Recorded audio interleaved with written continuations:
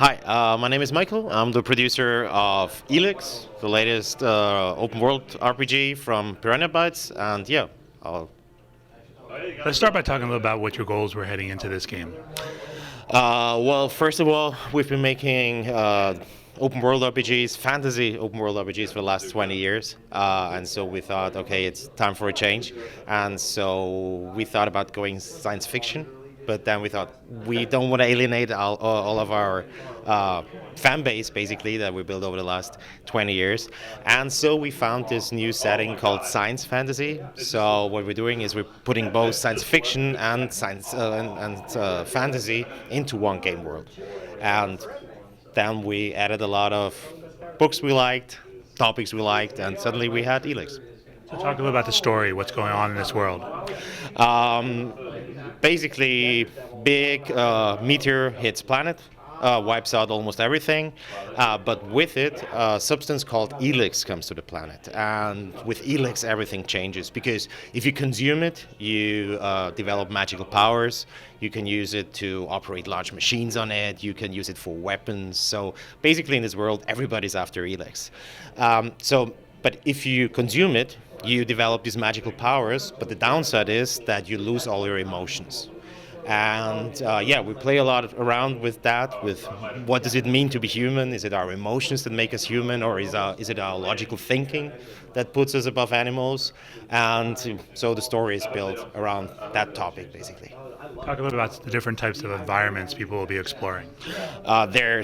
We have a lot of variety in the world. So basically, we want to take the player on a journey, like the journey that we made. So you start off in a more fantasy environment with lush forests and everything's green. Then you go through a Mad Max-like desert. Then you also get to a more volcanic environment. Because that's where the comet went down. And in the end, you're in Xacor, that's our ice environment, because Elex is cold, and that's where the Alps are. Those are the villains of the game, basically. About the customization elements and the open world. Well, open world, we are truly open world. So basically, what you can do is you can start the game, run for half an hour, and then start your game there. So basically, every NPC in the game world could be the first one that you actually talk to in the game, and the game supports that. Customization, we want to tell the story of one guy. So we have one named character, very much like in The Witcher, and we want to tell that story. But you can join very, very different factions. So either the Berserkers, who are the more fantasy-like faction, or the Outlaws. They're the drug-loving outlaws, basically, or the clerics. They worship technology, and based on which faction you choose, you will have access to very different weapons. Like the berserkers have magic and they have swords and axes. The outlaws have more conventional weapons like shotguns, flamethrowers, grenade launchers, all that kind of stuff. And the clerics have blasters, laser weapons, yeah, all of that. So I think we have the most weapon types in any RPG there's ever been. So freedom is one of our basic design principles, and also the character development is a class-free system, so you can become whatever you want, and you can pick whatever weapon you want to have.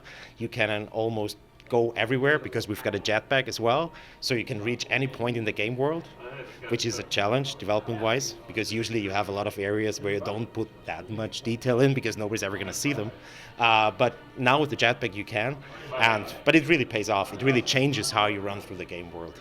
And also you can really, yeah, just do everything. And I think also we have, as far as I know, that we have the biggest quest system, or the combined quest system so far. So if you change something here, it will do something here and here and here, and so everything's interconnected and every decision counts, basically.